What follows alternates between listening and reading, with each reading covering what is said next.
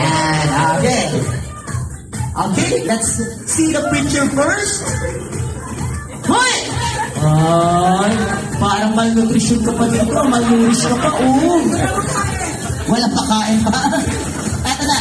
The question here is, si Cathy at Mark ay nagkakilala sa Pandakan, Manila. Si Cathy ay nag-aaral ng accountancy sa PCU at si Mark naman ay computer engineering sa Mapua. Nagsimula ang love journey nila noong July 19, 1997. Sa ganap na alas 7 ng gabi. Alas 7 ng gabi? Yun talagang sinagot ko siya, alas 7 ng gabi.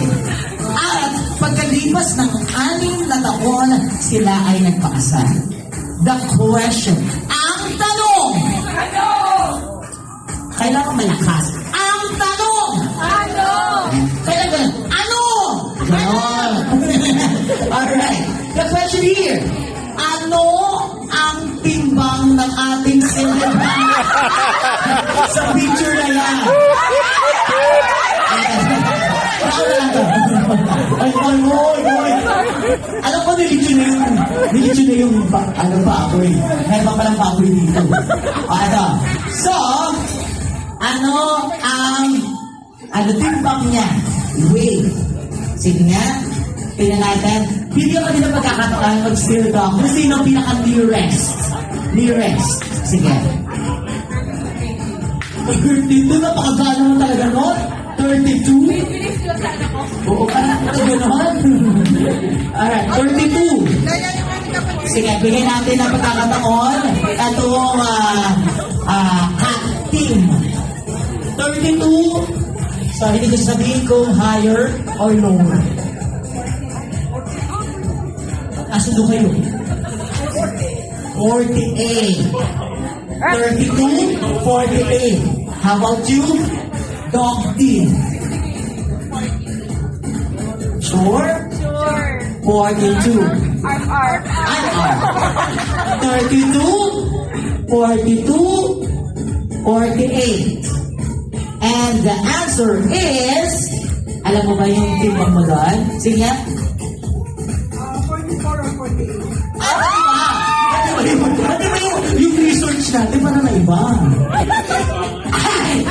Sige, tunalin na rin naman ang pinaka-nearest. 48 is the correct answer. So 1 point.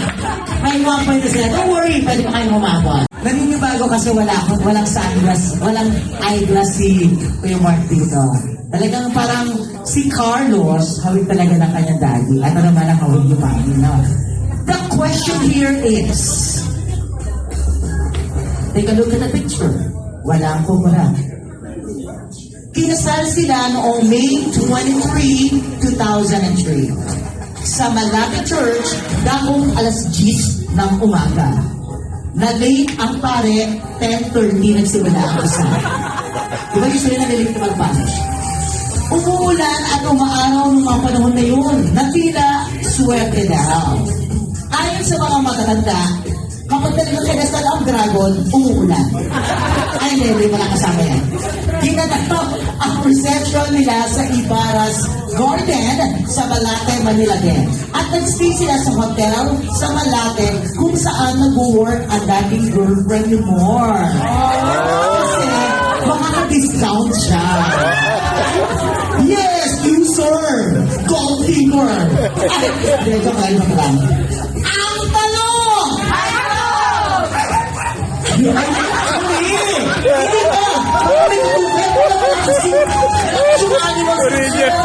Original. May bakit doon at tumong. Kaya pala malakas eh. Ang tanong, ilang buwan ng buntis ang ating salamat? Sige nga. Ito, malakas ito, point. Parang galit na sila. Ilang buwan ng buntis ang ating salamat kung pinasal sila sa litrato na yon? 5 months. 5 months? Sige nga, dahil number no. Tingnan natin kung sino pinakamalapit. 2? Sure? 5? 2? Baka na-check kayo, ha? 3? 5, 2, 3. Sige nga. From the celebrant, ilang buwan ka na preggy sa litrato na yan? 3 months! 1 point, Chelsea! Wala kayo. Ano ba pala sister kayo? Wala pa lang kayo sagot. Sabi ko sa inyo, walang sister dito. Wala. Kami yung tinatanong mo yung siya ni Kuya Mark. 5 months, tama naman. Tama naman. Sige, pag-birthday na lang nito. Ay. Yan. The question, ay wala pa pala. Makinig maigi sa mga susunod na information. Dahil dito, magagaling ang sagot. Noong 2004, nagpunta ng Dubai si Mark at pagkaraan ng ilang buwan ay sumunod si Kathy at R. Wala pa si Christoph Nan? Wala pa. Okay. And, tinuturing ng pangalawang tahanan ng C3 family ang Dubai. UAE. Ang ibig sabihin ng C3 ay Kathy, Carlos, at Christoph. At ang UAE ay binubuo ng 7 Emirates, kung saan madalas nagpo-photography si Mon. Ngayon, ang tanong! Ilang missiles at drones ang na-intercept sa UAE last month? Joke lang yan. Here's the real question. Ang totoong tanong! Sasabihin niyo, totoong ano?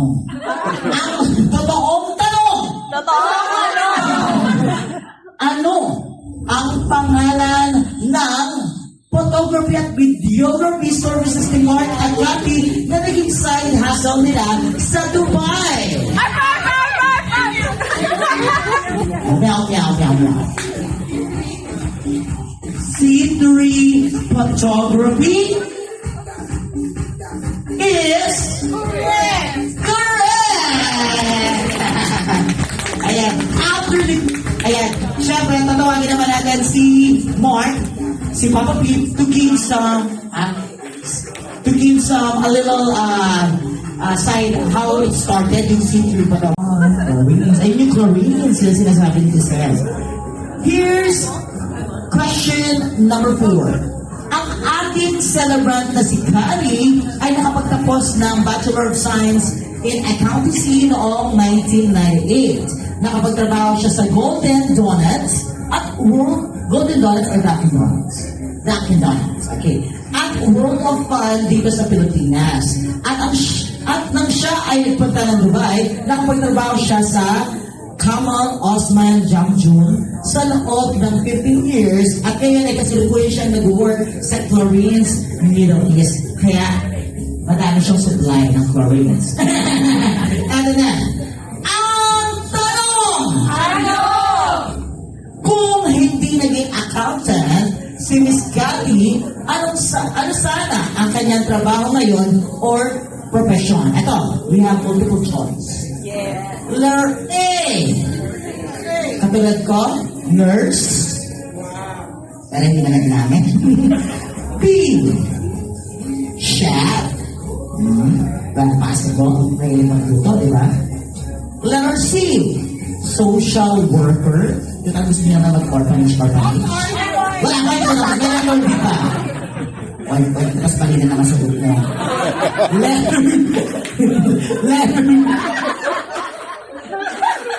Letter D. Fashion designer. Sino kayo? Sino na?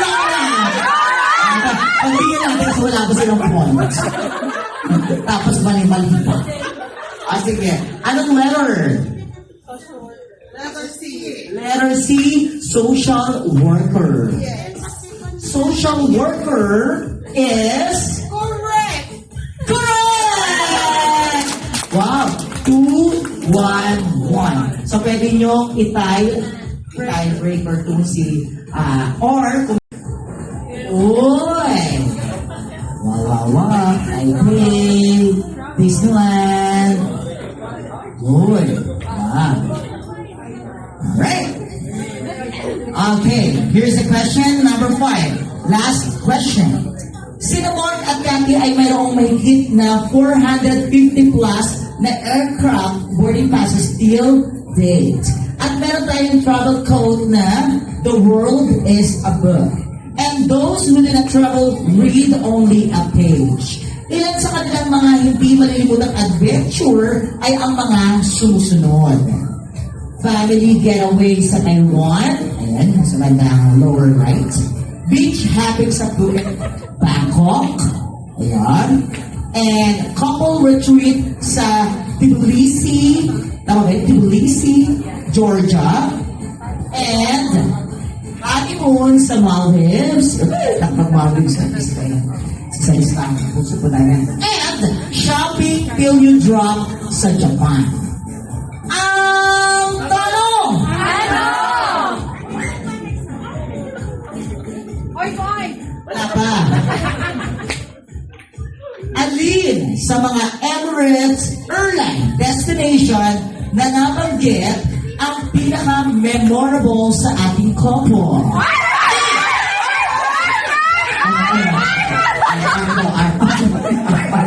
Ayun mo, diba? Tumatawag din yung aso, arf. So, ano ang sagot?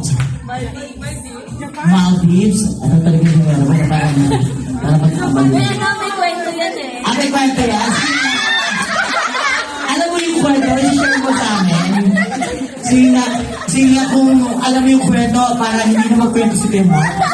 Sige nga, anong kwento? Alam ko po kasi may business trip si Tita Cathy sa Maldives. Tapos sumunod si Tito Mark sa Maldives. Sige, tingnan natin kung tunay nga yan or malitas lang yan. The correct answer is Maldives.